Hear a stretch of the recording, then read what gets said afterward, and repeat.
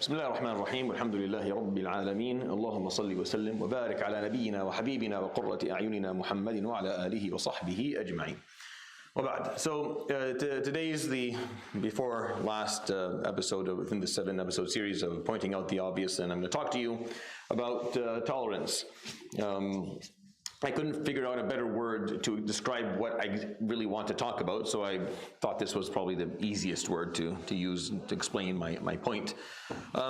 Interestingly enough, this is probably one of the highest frequency questions that I get. Like I get these questions a lot, and especially from the younger generation, especially from people a bit younger, high school students and early university.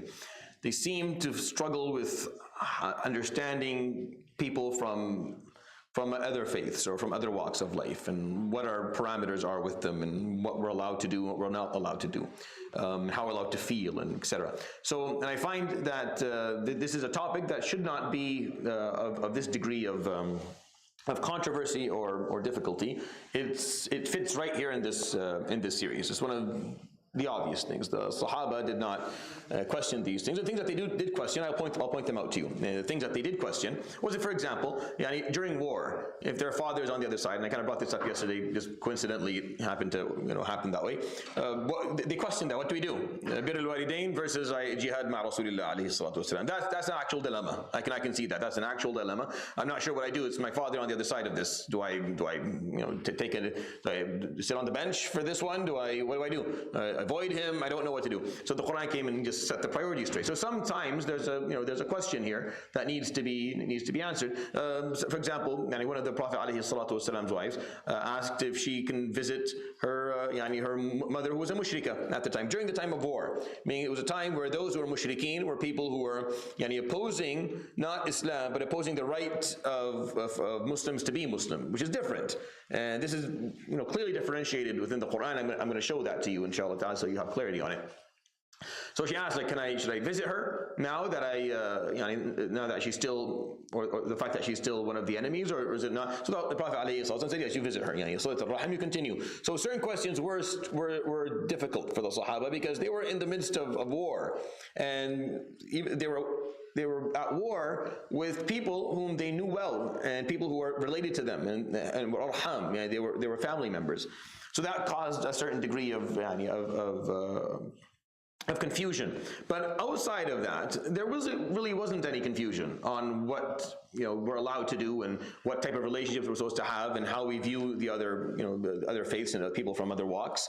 But today there are some problems that I'm noticing, and the answers or ideas that I'm going to provide for you today, they're really not controversial. Really, none of it is. I will point out a few aspects of aqeedah that are important, that come from kind of the course that I give every year, and I'll point out where some difference of opinion exists. However, for the majority of this topic, it's pretty straightforward. And as we do for every time, I kind of share with you a statement that I think summarizes what I want to say.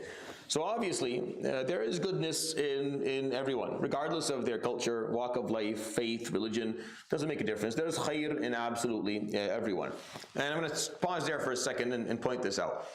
So this was something that I didn't even feel the need to put any slides up on. But then I thought about it later. I'm like, well, this is actually maybe one of the points that people struggle with. There's khair in absolutely everyone. You don't really need me to tell you that. And if you do need me to tell you that, then you have to really go back and revise how you're living your life, and like what exactly you're exposing yourself to. The obviousness of this is beyond what could be said in a lecture or shared within a dars. Khair exists everywhere in the world. People are trying to do good things all the time, and people are doing good things all the time. And a lot of the inventions and discoveries and advancements within medicine and technology that have served the human race have been done by people who are some Muslim and some not Muslim, and they've brought us a lot of khair. So the idea, or the idea that khair only comes through Muslims, or only comes from Muslim communities or Muslim individuals, I think is very pathological, like extremely problematic. And I don't think a lot of that exists, quite frankly. It may, but I don't think it exists in abundance. And I think if it does, you're pretty quickly going to be able to identify identify that that's not healthy, and I don't agree with that. And we never, we have no reason to agree with that as Muslims either. Allah subhanahu wa ta'ala in the Quran even says, لَيْسُوا سَوَاءً مِنْ أَهْلِ الْكِتَابِ أُمَّةٌ قَائِمَةٌ يَتْلُونَ آيَاتِ اللَّهِ آنَاءَ اللَّيْلِ وَهُمْ يَسْجُدُونَ يُؤْمِنُونَ بِاللَّهِ وَالْيَوْمِ الْآخِرِ وَيَأْمُرُونَ بِالْمَعْرُوفِ وَيَنْهَوْنَ عَنِ الْمُنكَرِ. Allah subhanahu wa ta'ala says they're not all the same. People from a different faith, ibn Ahl al-Kitab, they're not all the same. They're not all your enemies. Some of them are actually people of piety and people of goodness and people of khayr, and they people have a certain degree of sincerity. They may have lost their way with certain aspects of their theology, but there's khayr in them. وَمِنْ أَهْلِ الْكِتَابِ مَنْ إِنْ تَأْمَنْهُ بِقِنْطَارٍ يُؤَدِّهِ إِلَيْكَ وَمِنْهُمْ مَنْ إِنْ تَأْمَنْهُ بِدِينَارٍ لَا يُؤَدِّهِ إِلَيْكَ إِلَّا مَا دُمْتَ عَلَيْهِ قَائِمًا. Amongst them people who will treat you well, who will be very fair to you, who will give, if they take the smallest amount, they will make sure they give it back exactly. Others will openly rip you off and lie to you and treat you like garbage because they don't think you're worth anything. So there's two different groups here. So the Quran points this out quite frequently in the Quran, and the reason that the Quran did this is because the Muslims for a long time were at war with people from other faiths, like at least during the Prophet ﷺ's life. For the majority of his life ﷺ, it was combat, because they were depriving Muslims the right to exist. They were stating that Muslims shouldn't be, and that they should be removed. And they worked against them openly and secretly behind closed doors. And the conspiring against the Muslims actually almost led to their annihilation more than once throughout the Prophet ﷺ's life. And that being the case, the Muslims sometimes would feel the urge or the need to demonize them all, and the Quran would kind of bring that back. No, that's not how we look at things here. We actually know that there's khayr in them. And the Prophet ﷺ would say, الناس معادن خيارهم في الجاهلية خيارهم في الإسلام إذا فقهوا. That people have innate natures. Ma'adin are metals, meaning people are made of different things, figuratively speaking. They have different natures. The best of them in Jahiliyyah will be the best of them in Islam if they learn. If they make that choice, if they were leaders and respected and successful and accomplished in Jahiliyyah, they can be the same in Islam if they learn the deen. If they don't, they'll be like Abu Jahl and others. But you can be like Abu Bakr and Umar, people who had status and respect in Jahiliyyah. They transformed that or transitioned that into Islam. So the Prophet ﷺ is pointing out and even him ﷺ, he admired people from Jahiliyyah who weren't necessarily even muwahideen. Like he would talk about Hatim Ta'i, and he talked about Antar bin Shaddad, like specific individuals or characters that existed before his time, ﷺ, that he heard the stories of, that he thought were people of, that were admirable. They had admirable attributes and traits, and he would speak of them, ﷺ, and he'd be interested to hear their stories and hear the poetry that they left, or the poetry about them, ﷺ, because this was never a conflict. It was never a conflict for him or for the Sahaba to see khayr and goodness in everyone and everything that surrounds you, even in communities. And really, I think there there's some degree of lack of clarity on that for some of us. And the only place I see it is when we're dealing with the West as communities. Meaning we're very quick to point out all of their flaws, all of their mistakes, their shortcomings, their faults, which they have many of, but so do we. Our communities are also very flawed and faulted as well.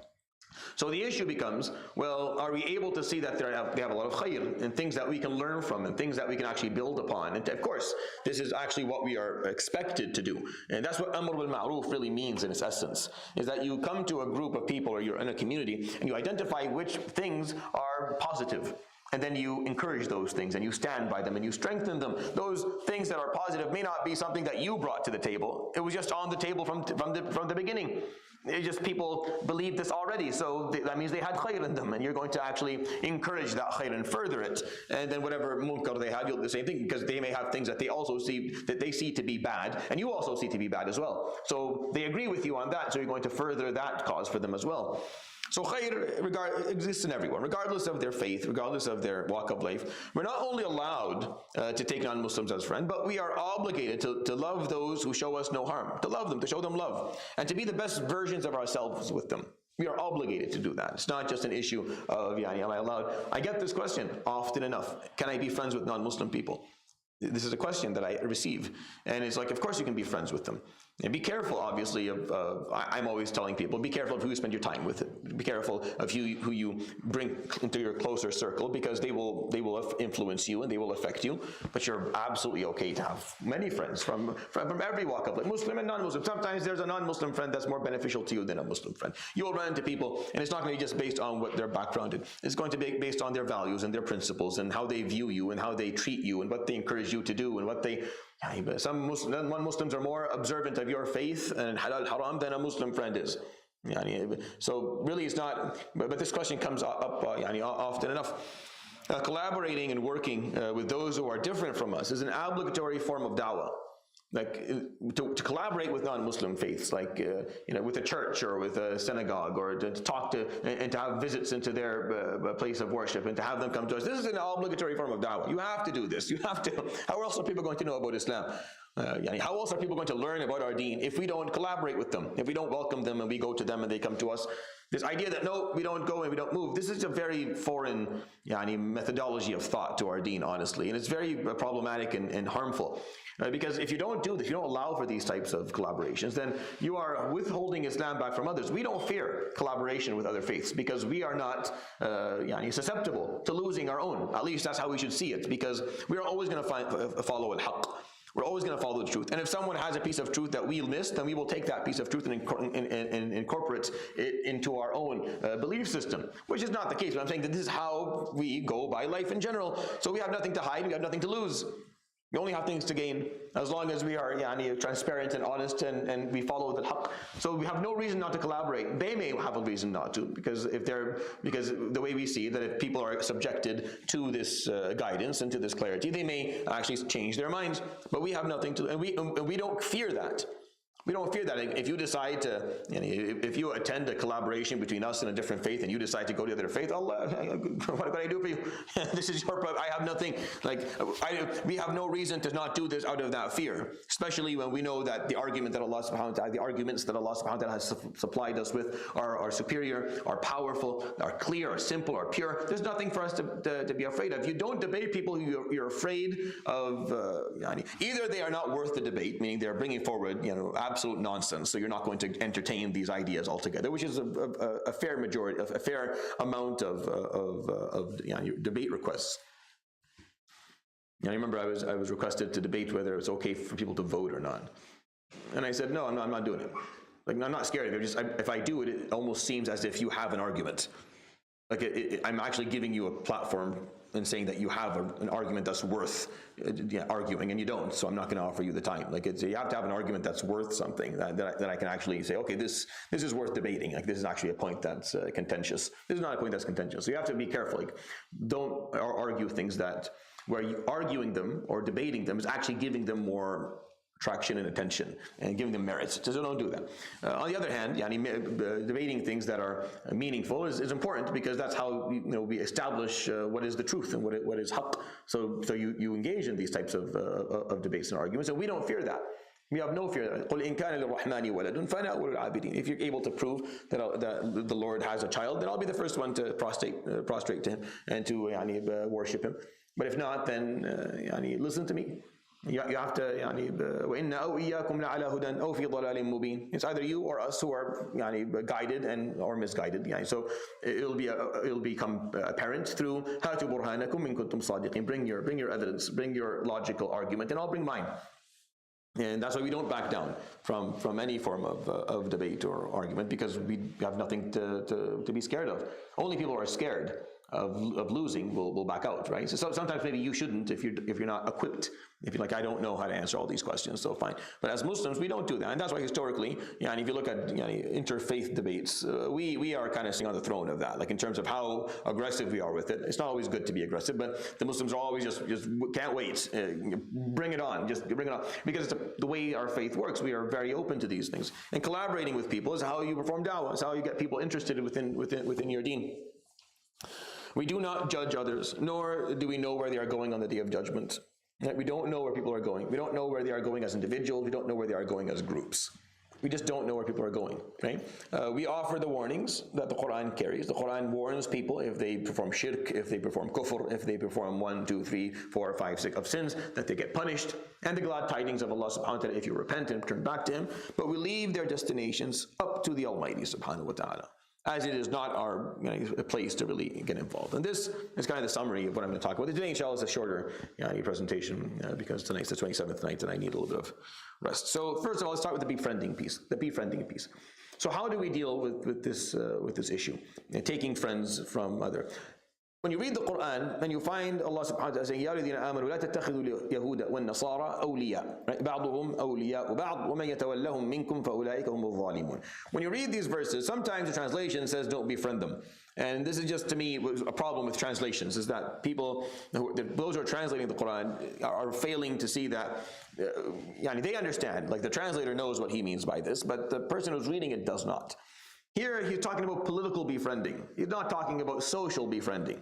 He's not talking about two people living in a neighborhood. A little Muslim kid looks over, Kafir, I can't befriend you. No, this is not talking about that. He's talking about two countries that are at war. People within those countries. Don't take people who are your enemy. La tabbi', for example. Don't normalize your relationships with your enemy and take them as your friends when they continuously remove you from your land, and they continuously see you as their enemy. That makes no sense for you to take them as allies when they are seeing you as enemies, or they do not see your rights. They are not acknowledging all of your rights.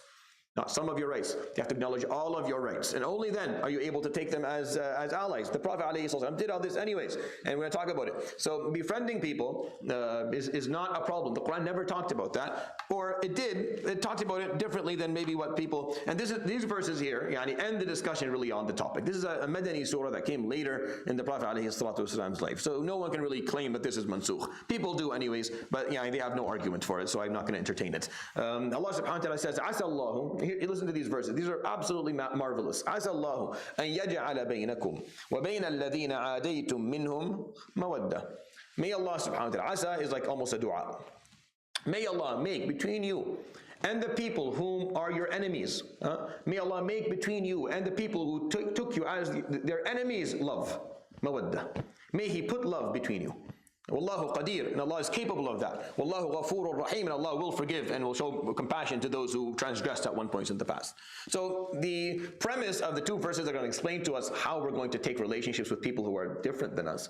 It started by, yes, I know that you have enemies amongst them, but may Allah subhanahu wa ta'ala one day remove that animosity between you and your enemies and fill that void with love. Mawadda. He didn't use peace or any other term that is more politically correct or a little bit. No, he used the word mawadda, and there's no translation for the word mawadda, as far as I am aware, within the Arabic language, that is not love. Like wood is one of the highest degrees of love on the love scale that the scholars have established within the Arabic language. So Asa Allah is a hope, meaning Allah subhanahu wa ta'ala, this is what He's going to do. If you just continue, if you hold your ground, you stand your ground, you hold your positions, you behave appropriately, then Allah subhanahu wa ta'ala will eventually remove the animosity that exists between you and your enemies, and He'll replace it with love. And if you're like, oh, that's impossible, Wallahu qadir, Allah subhanahu wa ta'ala is omnipotent. But what about all the blood? Wallahu ghafurur rahim. He'll make sure that it's all forgiven and it's all overlooked, and people will let it go. And then He explains to us subhanahu wa ta'ala, which is absolutely beautiful. I don't know of a religious text or any text that has a verse similar to this. I actually carry ayah number 7 of Surah Al-Mumtahina, and I challenge with it. Show me something like that. Show me in your book something that's like this, where Allah is saying, I'm going to make between you and your enemies love. I'm going to change the relationship from being your enemy to there being the people whom you love. Show me a verse where Allah subhanahu wa ta'ala states that and defends it. For a Muslim to go around with a chip on their shoulder and demonizing people whom they live with, people who are peaceful, people who are citizens that live with them in the same country, that follow the same law, who socially are a part of the social construct of their societies and communities.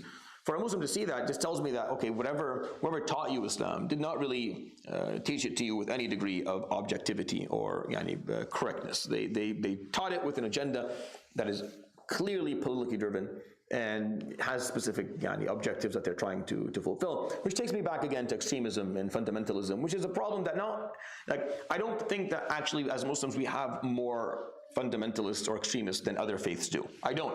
Actually, I'm pretty sure that we don't. The other faiths have way more. It's just the other faiths, those fundamentalists and extremists that exist amongst them, they keep a lid on them. They don't fund them for 20 years. They don't take their cameras to every time one of them says something. They just ignore them, right? There's a lot of fundamentalist groups within the Christian world, like way more than you even are aware of. And they're very vocal. And they don't, unlike us, they broadcast their stuff publicly, openly, with words that are absolutely, the obscenity of what they say is insane. Like the level of obscenity, the words that they use and the claims that they make and the aggressiveness and the hate that they spread is absolutely insane. They just don't get attention. Which is what you're supposed to do with fundamentalists. I don't know why. When a Muslim guy in a cloak somewhere in a cave somewhere makes a video, how immediately it trends and it becomes like the most viral thing that ever existed, and that CNN's interested, and the spokesmen of the White House are absolutely irrepressible, and everyone's on TV talking about us. And then what do you think? Do you support the guy in the cave that lives over there? Why is it? Why is it that? Well, because there is a political agenda that exists in the world that we live in, where it's always been like this. Imperialistic forces need enemies. They need a target. They need something for people to be afraid of and to hate. And if people are afraid of something and they hate it, then they have less time to actually see how badly they are being taken for their money, how horribly they are living in comparison to those who are in, like, you don't have time to focus. Distractions are a great way. Distractions exist in this world on so many levels. Distractions, whether they are, sports, are a great distraction for people. Keep them focused on their teams, fighting, and then they have less time to actually, question political decisions and question alliances and question choices that are happening on the internal or external level. And make sure that they're afraid of a group of people, that they won't have time to hate on the government and to point fingers at officials and people who are in office and people who are ripping off the country and ripping off the poor person. The poor person has to, instead of fearing the bankers and fearing the politicians, he can fear the Mexicans, right? And the states that they're the reason we don't have jobs. Miskin, this person he can barely make enough money to support himself. Just point at the Muslims. So there's a reason for why this exists in the world. So don't get too upset. It's just a part of the conspiracies that exist in the world, and we have to accept that. But I don't believe that Muslims have more extremism within our ranks at all. And I think actually we kept a really good lid on it for a very long time, until maybe the last 40 years, when they started receiving funding from external forces. I remember when I came from Syria in 2013. It offended me to my core. Like, it really did offend me, and it bothered me. It was one of the few things that bothered me. That bothered me, the questions about ISIS that I got. Like, ISIS, what are you talking about? They're nothing. Like, what do you? All of this media coverage and documentaries and interviews and talking about ISIS. Look at the guy in the suit. The tall, goofy-looking guy. The guy who literally he gassed a complete village, killing 5,000 people within a day. Maybe look at that guy. Maybe look at the KGB-like North Korean intelligence that is running our country for the last 54 years, where people just disappear, where people till this day are unaccounted for and will never be accounted for within our country. Syria will have mass graves with no one in them, because we'll never know what happened to the people who disappeared in these intelligence facilities or jails. But no, the question is about ISIS. And ISIS, maybe 300,000 people living on a strip between Iraq and Syria. They've been there since 2006. No one seemed to care, but they had no power, they had no strength, they had no influence, they did nothing really. Like up to that moment, they were just they're like an opportunistic fungi. It's just whenever there's an area where people fought and there's nothing left, they just move in and put their where we live here now. There's nothing there anyways. Like they fought until they destroyed everything and they left. But this problem was very offensive to me. Like, stop asking me about them. They don't matter. No one cares for them. Like, the Syrians aren't interested. They don't join that. They know that they're garbage. Why don't you focus on the actual criminal? But no, they need a target that allows for certain beliefs to continue. And that's why we struggle with what we struggle today. It's not because we have more fundamentalism in our communities. Not at all. And I don't believe that. And I live we're here in this city. There's 40,000 plus Muslims here. What is the percentage of people who have fundamentalist thoughts or extremist urges? It's very low. It's lower than the norm that you would find in other communities. I can tell you that. Go to the south. Get on a plane. Go to America. Go to the south. In America, go to the south part and see and tell me if we have more fundamentalism in our community. If we view people in a wrongful way versus other groups. We don't need to talk about other faiths because we see what's happening in the Holy Land. So we already know how they see others who are different than them. So I have nothing to defend really here. I'm just making sure that as a Muslim, you don't get misled and that you are clear on certain things, and that certain hate mongers within our community or outside of our community do not influence the way you see things, the way Allah subhanahu wa ta'ala made it very clear. So he explains subhanahu wa ta'ala, there are two types. لا ينهاكم الله عن الذين لم يقاتلوكم في الدين ولم يخرجوكم من دياركم أن تبروهم وتقسطوا إليهم. Allah does not discourage you or tell you or prohibit you from showing birr, which is the best of your behaviors. This is what you show your parents. So think of that, right? Birr is what you show your parents. So he is saying he does not prohibit you from showing birr and qist, which is fairness with compassion. So adl is just dry fairness, and qist is fairness with some degree of love or compassion that follows it. So he does not prohibit you from showing that, from showing birr and qist to those who did not take away your right to believe in a different religion and did not oppress you and take away your wealth or kick you out of your lands. Meaning they didn't oppress you theologically or ideologically, nor did they oppress you physically.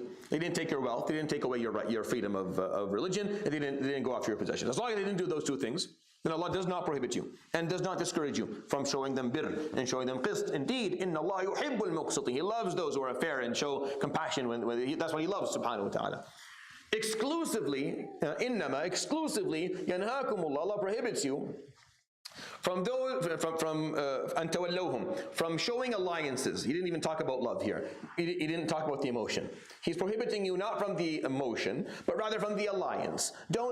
You're exclusively prohibited from building an alliance, an allegiance, from people who fight you and you're قاتلوكم في الدين وأخرجوكم من دياركم وظاهروا على إخراجكم. Those who take away your freedom of faith, fight you in terms of your right to believe something, those who oppress you and take away your land or take away your wealth, or those who help those who do so. Even if they're not doing it, if they are helping those who do that, then these people are not your allies. وَمَنْ يَتَوَلَّهُمْ فَأُولَٰئِكَ هُمُ الظَّالِمُونَ. And those who choose them as allies, they are oppressors like them. Meaning you're an oppressor like them, as they have continue to do this. Which is, and I don't understand. And these verses are, they're not even. There's no way to misinterpret these verses. The way that they're written in Arabic, or the way that they're spoken in Arabic, there's absolutely no way for them to be misinterpreted or misunderstood. I believe that we just have countries and governments and people who are just ignoring them. Just ignore these ayat altogether. Just don't look at them at all, because they're very simple. They're very clear. People who have not oppressed you, people who don't encourage your oppression, people don't hate, then show them birr and show them qist. You are encouraged to do that.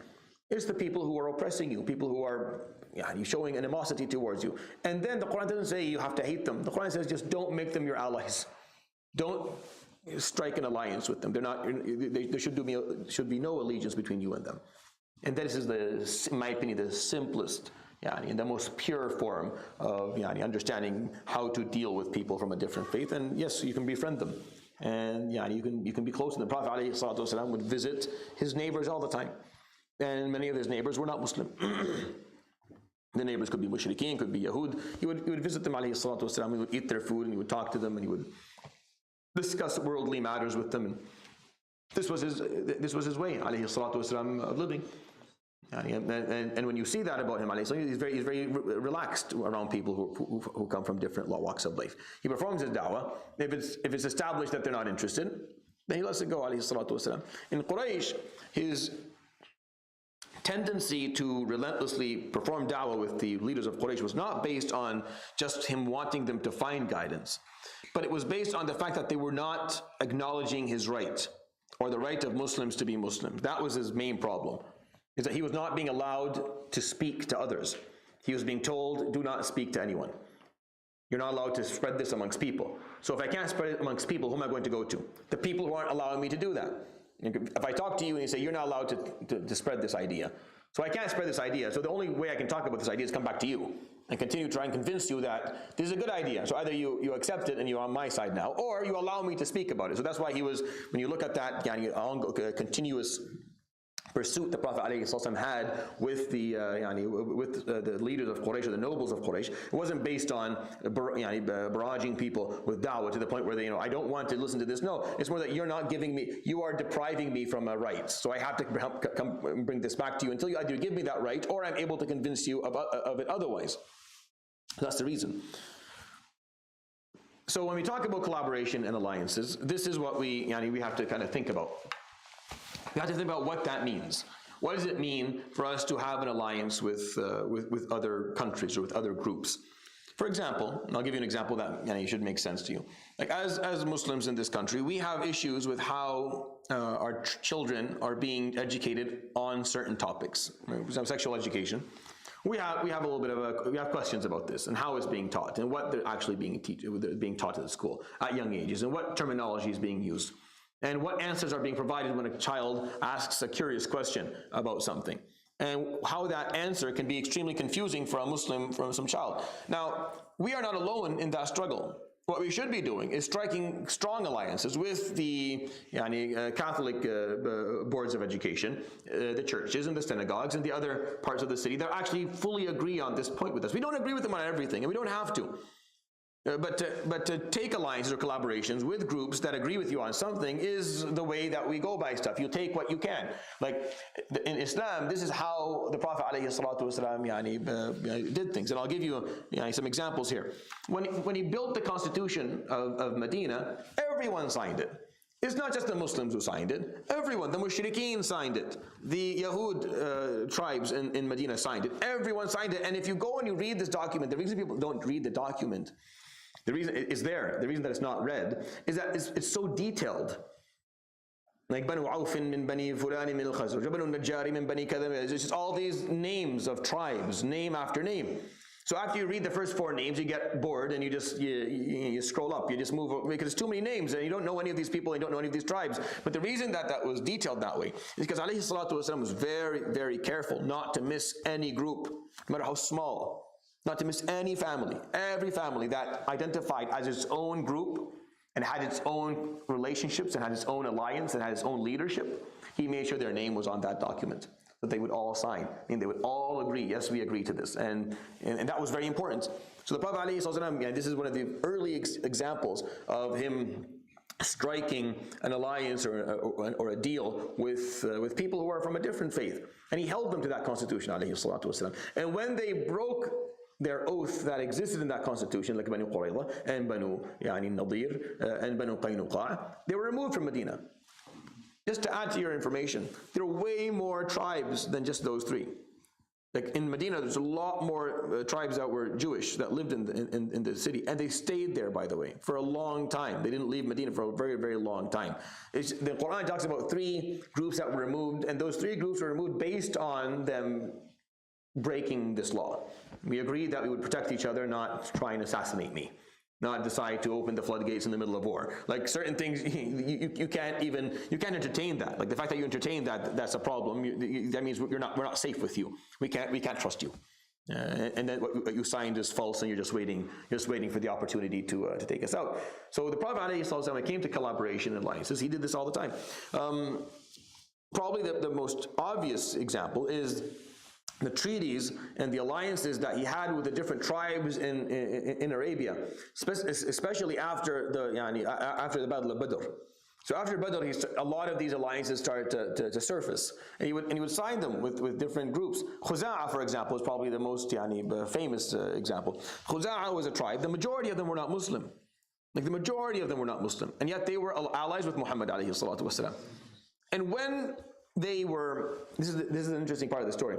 When they were killed or harmed or transgressed against by Banu Bakr, right, during a time of Umrah and Hajj, they had gone for Umrah. A lot of the people from Khuza'a who were killed that day, and a lot of people who had gone for Umrah weren't even Muslim. They were performing the pagan type of Umrah, and a pagan form of pilgrimage, and they were killed. But the Prophet ﷺ, because they had an alliance, Fatih Makkah occurred. No, we agreed you wouldn't harm. Every alliance would respect the boundaries of the others. You did not, so he moved his army. Alayhi salatu wasalam.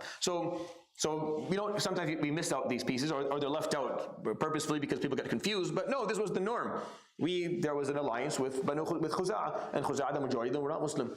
But there was an agreement. So the Prophet ﷺ protected them, and they did the same for the Muslims. And there was a countless number of treaties that were signed with non-Muslims. And every time these treaties got broken, or they betrayed their oath with the Prophet ﷺ, he would renew it. He would renew it again. I mean, he would meet with the leaders of this tribe. They would pay the diya for the people that they killed from the Muslims. He would renew the treaty. He kept on doing that until Allah subhanahu wa ta'ala said, "Bara'atum min Allahi wa rasulihi ila alladhina ahadtum min al-mushrikeen." No more. You do not renew any of these contracts anymore. And you give them 4 months. They all leave. They accept Islam or they leave. They go away. They get out of the vicinity of your country. They can't exist around you because they're not.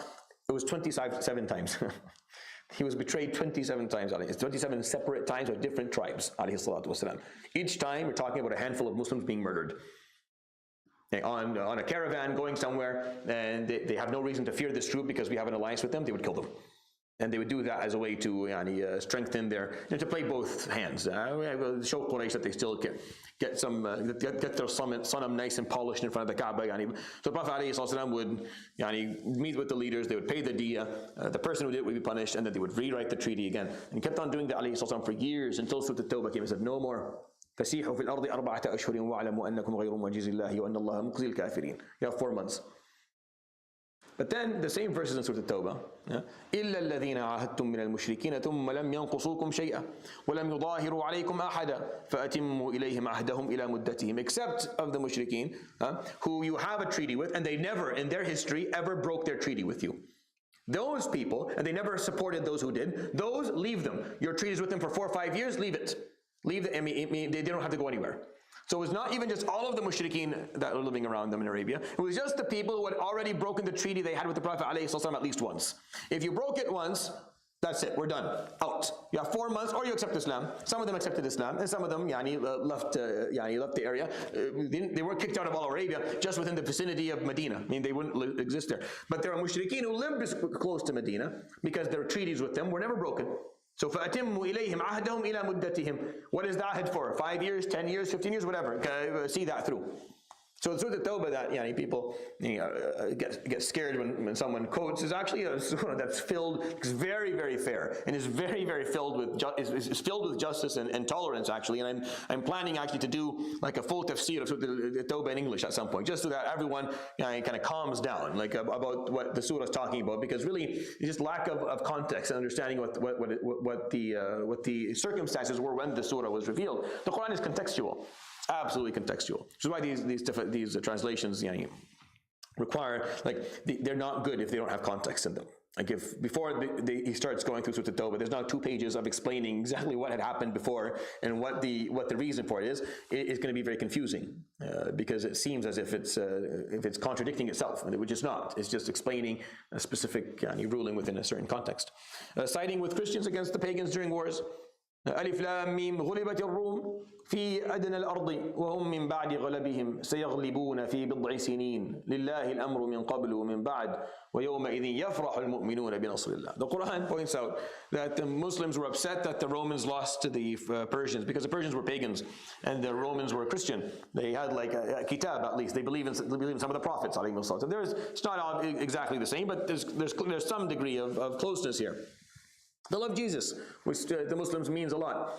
So Allah says, after they have been defeated, they will be victorious again. In a few years. And on that day, the mu'mins will be happy. They'll celebrate. The victory of Allah, which is happening to another group of people.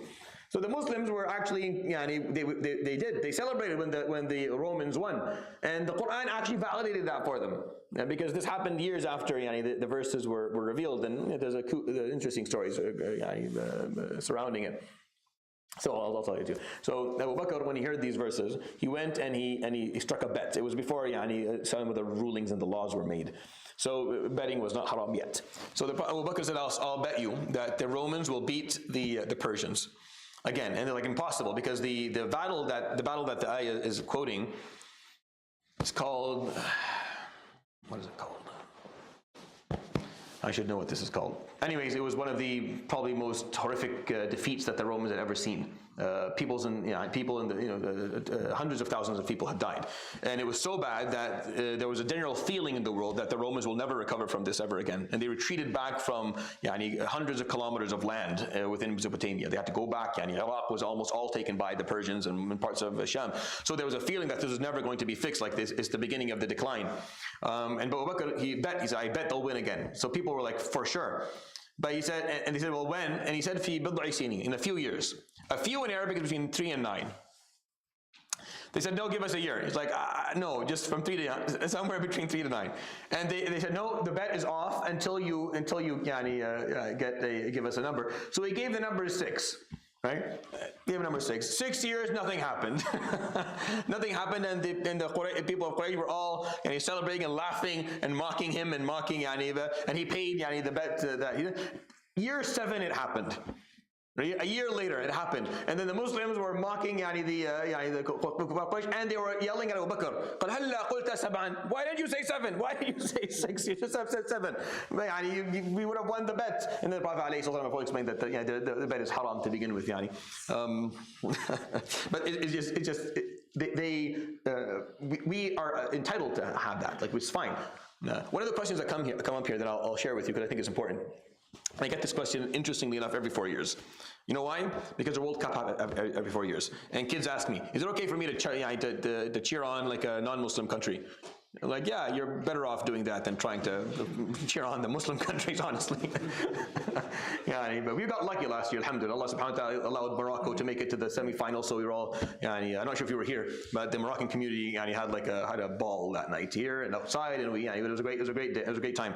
But I mean, is it okay for me to cheer on their French team or the English team or the Dutch team? I like their players. Of course that's fine. There's nothing wrong with that at all. Why? It's sports. It's sports. This is not war. You're not siding by them during war, are you? If you are, that's a whole different story, right? But when it comes to sports, it's fine. There's no reason to that question even to come up, aside from maybe a certain degree of misconceptions or certain misconceptions that exist that I want you guys to get rid of, because they honestly have always been obvious. So yes, you can cheer on any team that is playing, and you can be a part of that. There's nothing wrong with that. The rulings of Ahl al-Dhimma, for example, Ahl al-Dhimma, it literally means the protected people. Ahl al-Dhimma are people who from a different faith live amongst us as minorities. So we call them, Muslims call them Ahl al-Dhimma, the protected people. I mean, we specify that we see them as individuals or groups or communities that we are responsible for protecting. And we make sure there are laws and rulings that surround them, that keep them protected, meaning protect their synagogues and their churches and their places of worship, protect their laws and ways of life and whatever contracts that they need for marriage, for example, or for inheritance, or for civil law, or whatever, that all that is preserved, and that they are not forced to go on conquest with Muslims. Like if it's a majority country and there's a Muslim army, they don't have to join.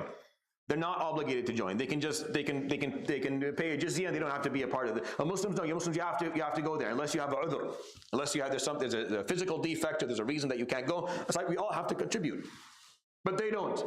And they just put up, as we put up zakat and taxes, they put up their jizya, and that is just so that everyone is contributing to the country, and they can continue to be protected. I mean, they don't have to contribute to the army. They don't have to fight with us, and we will actually protect them. We'll make sure that no one touches them. And if we move, they move with us. That was the rulings of the Jewish people in Andalusia. In modern day Portugal and Spain. And when the Muslims finally were kicked out of there, they left with us.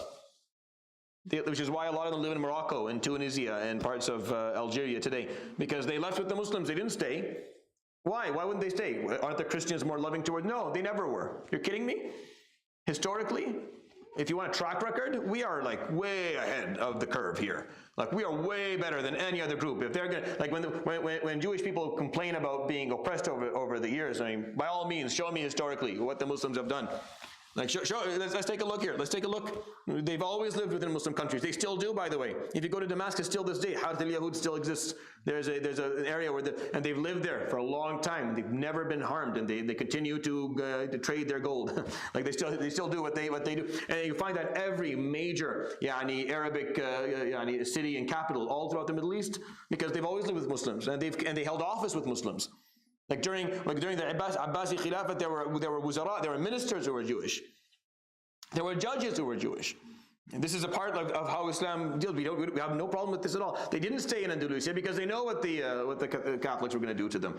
Because we actually saw what they did to them and to the Muslims. Like there are museums in Spain that show you the brutality that was shown to the Muslims and the Jews who stayed in Andalusia and did not leave with the armies. Like when the final kingdoms started to fall. Yeah, it's a sad story, really, when they fell. But when they got on the ships and started to leave, some people said, "No, we'll stay here. We'll be safe."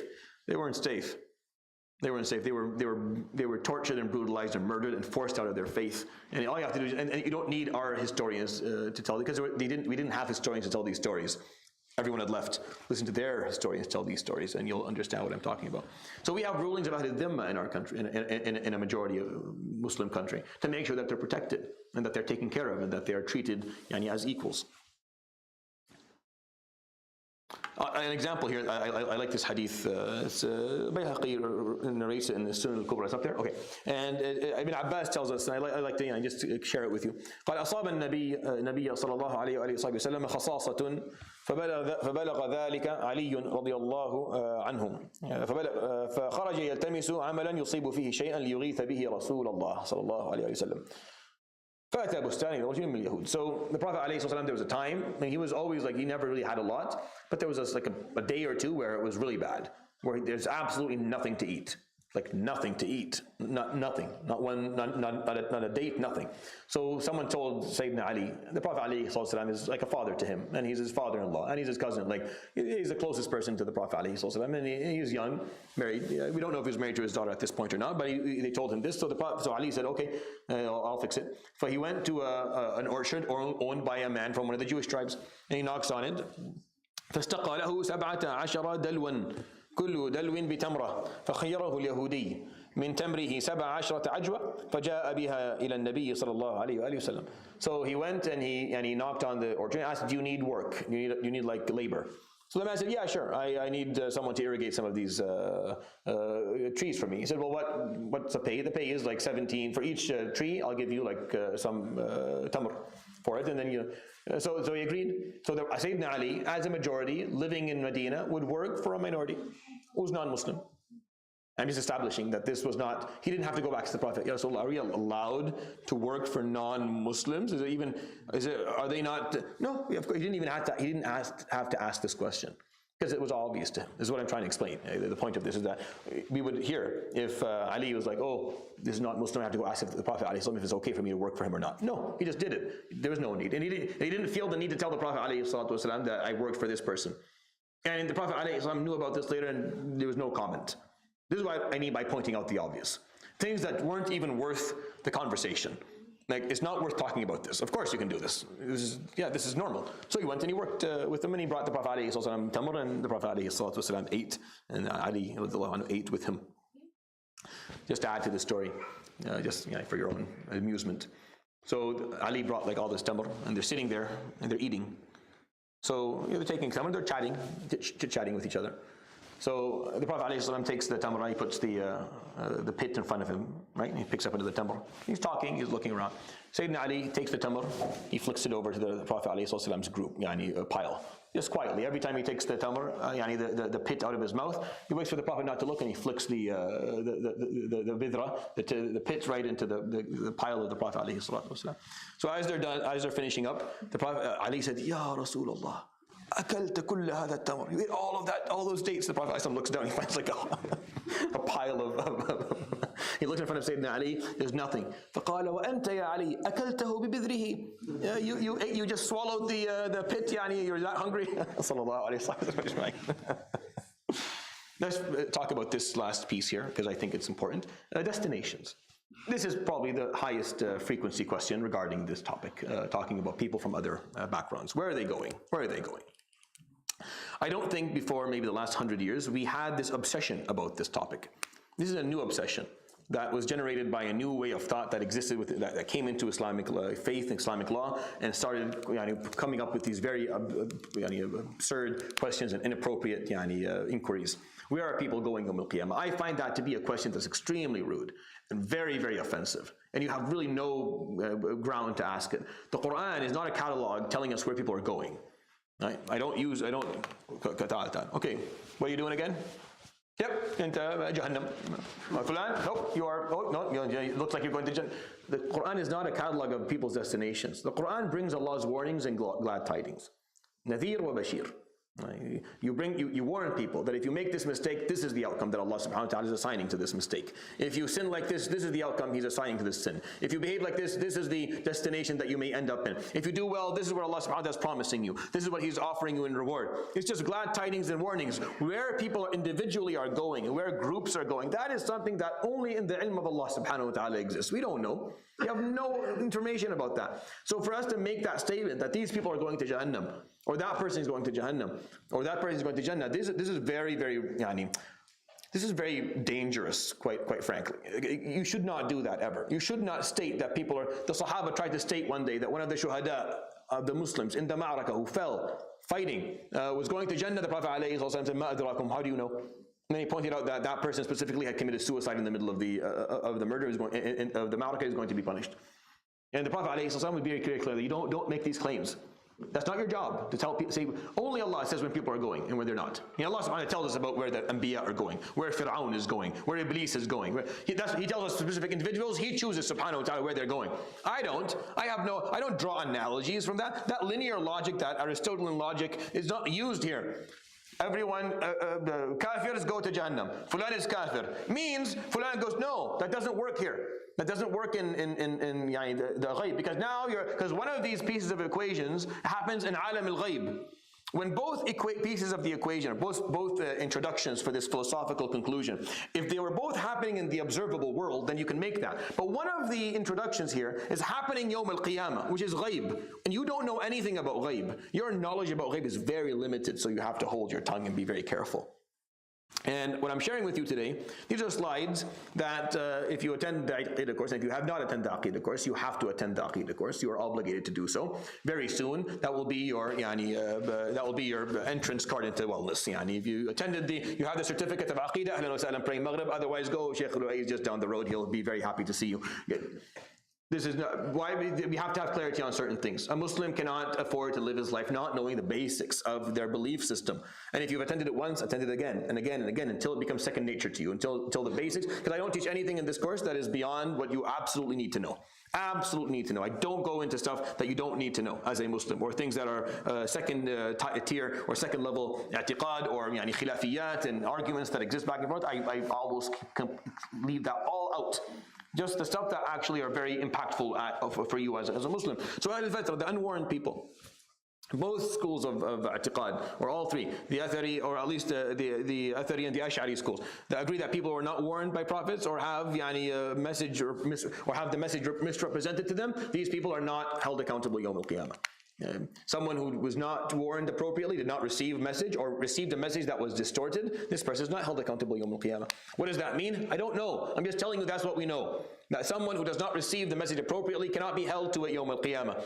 Allah subhanahu wa ta'ala is adil, He is fair. He's not going to hold someone accountable for something that they never understood, was never told about, did not have access to, or had the wrong access to, or was misrepresented to them from the beginning. That's not how this is going to work. So we have Ahl al-Fatra. The Maturidis have a different opinion on this. The categories of people, I just want to summarize quickly for you. And these slides are available for you to read, inshallah, and go over. When we talk about, in this life, people are either Muslim or non-Muslim. That's it. It's very simple. And this is not to chastise people. It's just so we know what rules apply. Muslim, that means I can eat their dhabiha without asking questions. I can marry into their family. They can marry into mine. Non-Muslim, that changes a little bit. It's just for law purposes, for legal purposes. Muslim, non-Muslim, that's it. In dunya, I don't know where the Muslim is going. There are Muslims who may end up in the wrong place. There are non-Muslims who may end up in the right place. I don't know. This categorization is not based on destination. Right? So Muslim, non-Muslim in dunya does not mean where they're going Yawm al-Qiyamah. It just means this is do you believe in what I believe in? Yes, okay, then it means you're Muslim. You don't believe in what I believe in. You're non-Muslim. I just need to know. So we can understand what the premise of our relationship is based on. So we know how to deal with each other. So I know what your sensitivities are, what your parameters are. You know mine. So it's not an issue of I'm going to curse you out by calling you this. Or no, you're non-Muslim. I'm Muslim. That's it. Just like to a Christian, and I'm a kafir to him. He's not. I don't take that offense to that. I'm kafir. I don't believe in what he believes in. What's the problem? Yes. Please don't call me what you are. I'm not. I'm kafir to you, just like you are to me, and that's fine. On the Day of Judgment, that's not the categorization anymore. It's not Muslim, non-Muslim. No. So the non-Muslims in this life, you have polytheists, you have atheists, you have believers in other gods, kafir. You have refusers of the message, which is a jahid or a mukaddib, for example. You have people of the book, who are Christians and Jews and Majus, Zoroastrianism, for example, and Buddhists, and the people who have knowledge or have their own law. You have people who are combative. So non-Muslims are categorized based on what they choose to do, whether they are combative towards you or not, and what they believe in. But it's very simple: either Muslim or non-Muslim. All right. And I kind of whatever you see there is what I've already explained to you. So the last piece that I want you to know. So on the Day of Judgment, people will fall under many other categories. On the Day of Judgment, it's not like that anymore. It's much more complex, Yawm al-Qiyamah. Yawm al-Qiyamah, there's a lot of categories. The people whom we hope will survive are believers, Muslims who had minor sins, or a believer who committed major sins, for example, or believers before Islam, people who accepted Allah way before Islam, or monotheists who never really received Islam or received it in a distorted manner, so they just held on to their monotheism. The searchers for truth, people who searched for truth during their life but never found it and ended up on the people who were oppressed. People who are mistreated يعني إلا المستضعفين من الرجال والنساء والولدان لا يستطيعون حيلة ولا يهتدون سبيلا فأولئك عسى الله أن يعفو عنهم وكان الله عفوا غفورا. The people who are oppressed, men, women, children, who had no options, who never got a day of freedom in their lives and could never make a choice that with their own freedom. Those people, may Allah subhanahu wa ta'ala pardon them Yawm al-Qiyamah and forgive them. These are all different types of people that will exist Yawm al-Qiyamah. So Yawm al-Qiyamah, there's a wide variety. There's a complexity of. So we don't know. I don't know what your khitam is going to look like. You don't know what my khitam is going to look like. We don't know how things are going to end for either of us. We don't know how Allah subhanahu wa ta'ala is going to judge people. So don't be preoccupied with this. Do not be preoccupied with people's destination. The only preoccupation you should have with destination is your own. You should be preoccupied by your own destination. Where are you going Yawm al-Qiyamah? How are you going to be doing Yawm al-Qiyamah? That's it. Everyone else, leave it. Offer the warnings, offer the glad tidings. Don't lie. I'm not saying that everyone's going to Jannah. I'm not saying everyone's going to Nar either. I'm saying I don't know. And that's truthful. I don't know. And if you think that you know, then you have a problem. Like if you think that based on the Quran you do know, you don't know. Yeah, it's different. The Quran generalizing rulings, talking about what people, when people do this happens, that's one thing. Looking at a person and saying that person is going here or there, or looking at a group of people saying that group is going here, that's different. That's not the same thing. It's not the same thing. And the Quran was never designed for you to use it that way. So do not use it that way. And that just makes your life easier. So you sit with, and because it's impossible for you to live with people if you're going to see it that way. Oh, I know you're from Ahl al-Nar. Maybe every day I'll warm you up just to get ready, so that you're not going to. It needs a certain degree of aql. Allahu alam where the khitam is.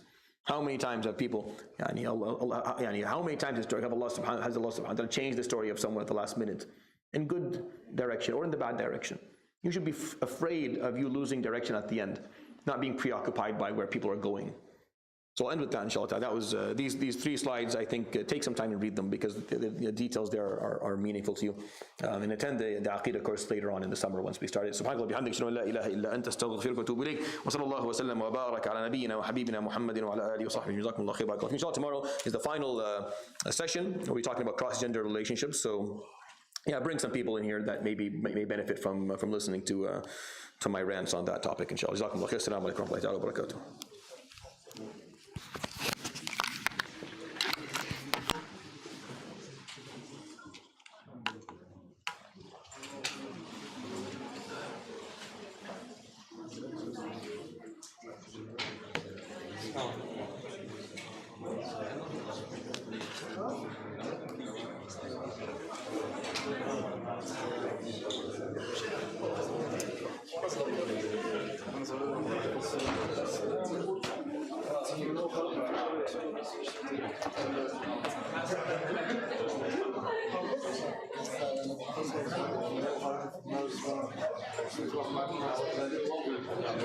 Stayed away from it.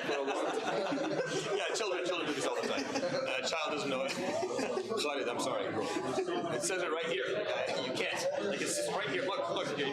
You reach this door yet? Look at your name. Your name is right there, bro. Get out of here. Just go. That is precious. That's absolutely precious.